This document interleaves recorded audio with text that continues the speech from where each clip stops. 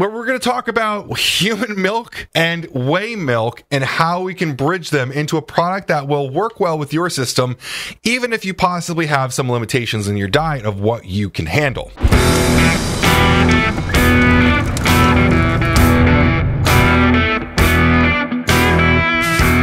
So obviously, over the 2 years that Glaxon has been a company, they've had quite an impact on the industry, especially in the realm of formulas, synergy, and interesting ingredients. Now, part of that has become a bit of an inside joke between me and Mike, because other brands will say that they want to Glaxonify things. They want to come up with these totally outside of the box formulas. Now, while all that's going on, a lot of people have asked, where is Glaxon's protein? Where in the world is Glaxon's entrance into the protein market?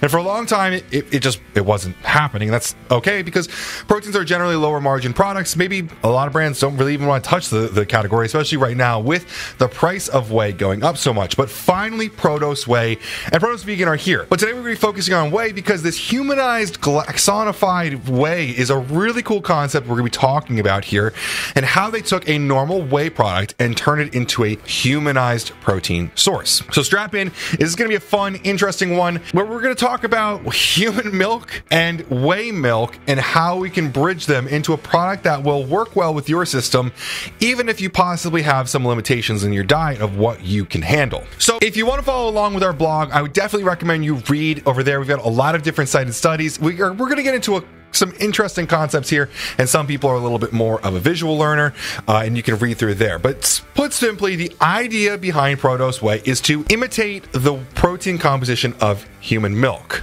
Now, this makes perfect sense when you realize that mammalian species are different milk producers than others in order to support the unique metabolic requirements of their own young. And so what we want to find is a whey to casein ratio that's close to what you normally find in human milk, and that would presumably help us take advantage of human metabolism's affinity for that ratio. Now, there's other things in here, like some of the probiotics, enzymes to optimize digestion and gut health, velocitol to help improve the impact of the whey, but this is going to be a wild ride, because we're going to be comparing human milk to cow milk, which is where we're getting some of these sources from, and so much of the industry has normally relied upon. But let's start off on a common ground for everyone. Why take a protein supplement? Protein supplements are normally a normal ritual for most fit individuals. Whey, casein, maybe a vegan protein, egg, it's all very normal. There's no real new proteins coming out. Some people talk about new egg proteins like they're revolutionary,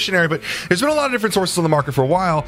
However, whey has reigned king for a good reason. But the two basic families of protein in mammalian milk are going to be whey and casein, and the ratio of that is going to dictate really where you're getting your influence from on what kind of protein and milk you're offering. So Glaxon's first thought in here is it possible we'd get a better anabolic effect if we administer whey and casein together in order to mimic the protein composition of actual milk?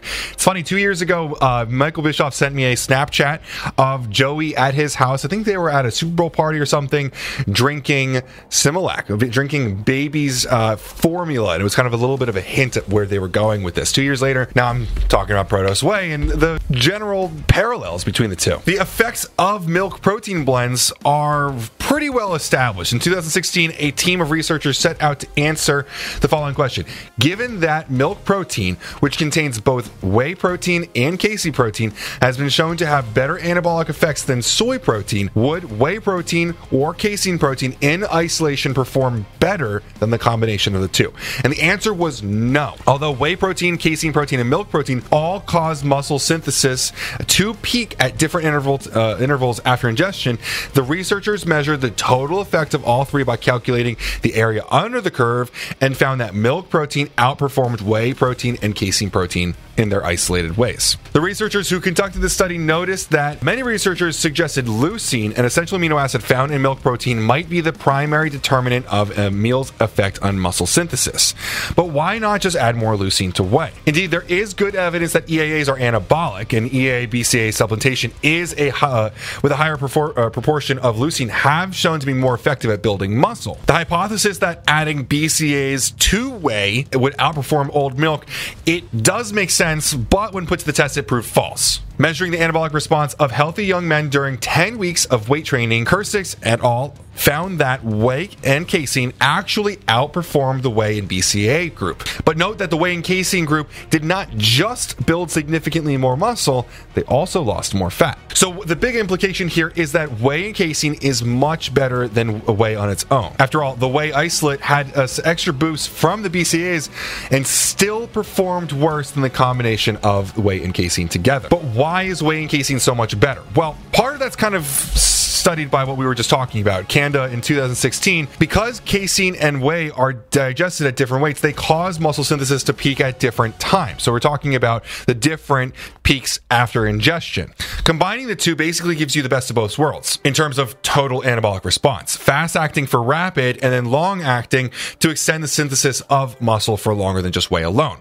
But what else is that casein bringing to the party? It's not just about leucine. You also have to consider the varying effects of whey and casein on different growth factors. Casein stimulates the production of insulin-like growth factor 1, IGF-1, which is a very popular drug for bodybuilders. But in this case, you're producing it endogenously instead of introducing it exogenously. Both insulin and IGF-1 are very well-known anabolic hormones, if not the most anabolic hormones there are. So presumably, the synergization of each one of them is going to offer a greater anabolic response than either one of them alone.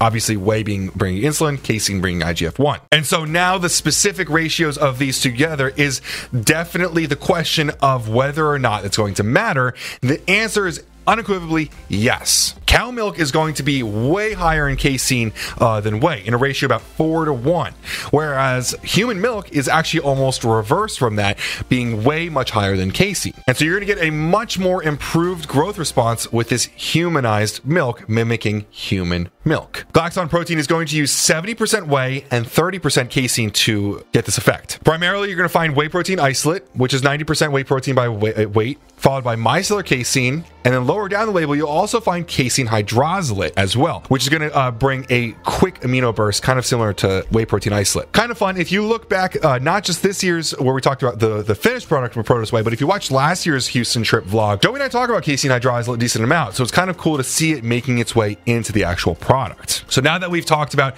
the Protos ratio, let's talk a little bit about the rest of the product as well. You're getting 2 grams of fat, 22 grams of protein, 7 grams of carbs. Now, the carbs are kind of important because we talked about insulin a decent amount.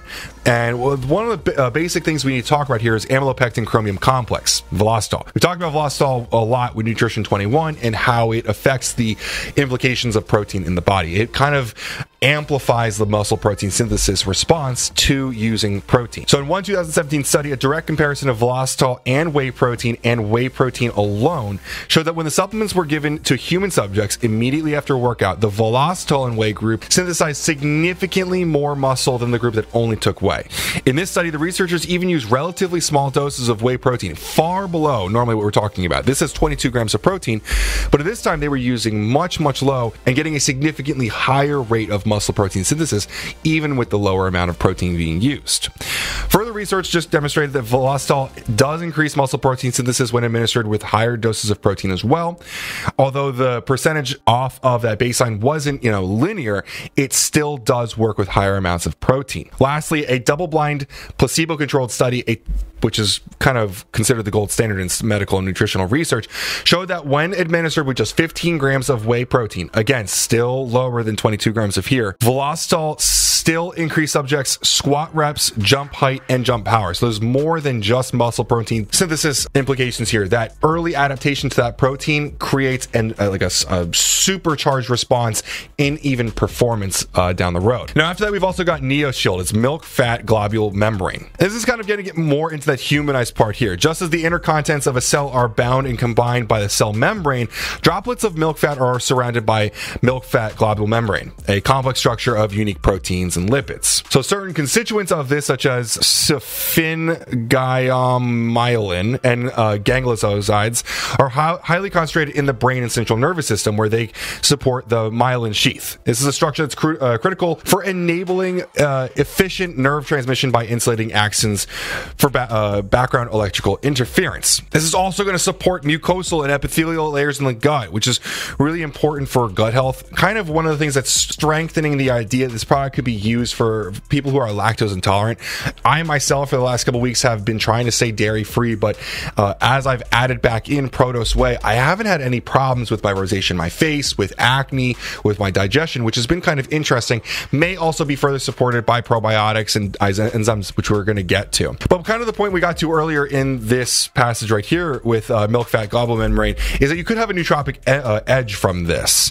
It's going to have broad effects on certain aspects of cognition, even in adults. A randomized double-blind placebo-controlled study in elderly Japanese adults found that this product augmented the effects of light exercise. The group receiving this ingredient showed significantly greater improvements in muscle and neuromotor function than in the group receiving a placebo. It's also going to be protective of lipid levels, making sure that your lipid levels are in better spots. The bottom line being that it's going to provide a lot of the beneficial dairy fat effects. So if you aren't really getting a lot of dairy in your diet, dairy is one of those things that I think that everyone should be getting if they can handle it. Recently, I have found that I really can't handle it all that well, but I still want to get the effects of putting that kind of thing in my diet.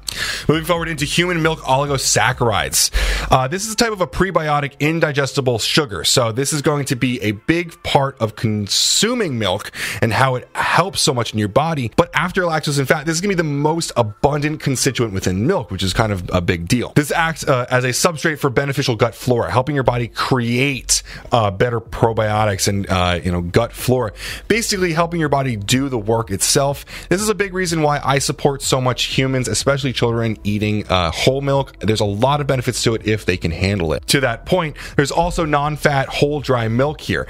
Actually dry powdered milk in the product. This is going to be one of the reasons why the chocolate milk flavor tastes so much like actual chocolate milk.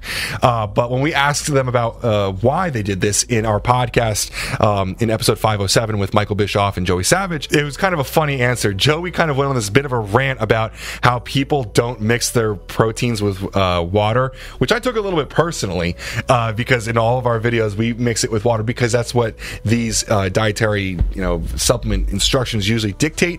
But yeah, we definitely think that if you can handle milk, you should be consuming it, and it's going to help a lot with the flavor. Anyway, his point being that if you're not going to mix it with milk, he's going to put it in there for you. This is going to help with the taste and the texture a lot, and it's going to give you a bunch of these things that we're talking about that milk protein normally brings and how we're kind of mimicking it. Well, we actually also have the actual thing in here as well. Like I mentioned before, though, this enzyme blend, protease enzyme blend, 87,500 HUT. This is prohydrolase here. This is a proprietary digestive enzyme complex made up of different enzymes that hydrolyze the bonds between protein molecules, making complex proteins like the ones in milk easier to digest. This is another reason why possibly if you are lactose intolerant or if you don't handle dairy very well, this could still work well for you. Even for healthy people, more efficient digestive processes can potentially increase the subjective sense of well-being and handling these things better. Now, lastly, Glaxon finishes off this job with inulin. This is a prebiotic fiber that adds some sweetness. It's going to help it taste a little bit better. It's one of the reasons I'm so excited. Actually, later on today, I'll be trying out this strawberry milk, a really, really fun departure from the chocolate milk, which also has dehydrated strawberries in it. It's also got sunflower lecithin for dispersal, xanthan gum as a thickening agent, and both sucralose and ACE-K for sweetening. It's not a simple formula, but there's a lot of really cool benefits to it, and I think that it's done a lot for me already. It's an awesome, super enjoyable product. It's definitely super different, something that the protein industry definitely needed, and it's going to be found in a lot of different places because of Glaxon's partnership with so many brick and mortar accounts as well as GNC. So right now there's only chocolate milk available, but like I said, strawberry milk will be on the way soon. I've seen other flavors in the pipeline I'm not allowed to talk about yet, but a lot of very classic, but of course flavors that Glaxon will Glaxonify in their own way and make even better. We waited 2 years for this product and we were not disappointed at all. I've seen and tasted a few different prototypes of it along the way and could not wait to get this into my stack. This fits into a lot of different diets. Unfortunately, if you are dairy free, it might not fit too well in a traditional sense, but I would recommend that you at least see if you get a sample from a store and try it out for yourself. Anyways, I do have to say I got this product for free, and we will be talking about vegan soon if you want to stick to vegan supplements. As always, we do have a business affiliate relationship with Glaxon, but as you saw in our podcast with them, we wouldn't lie to you. Has to taste amazing or won't do well. Do you think I would lie on my own podcast? No.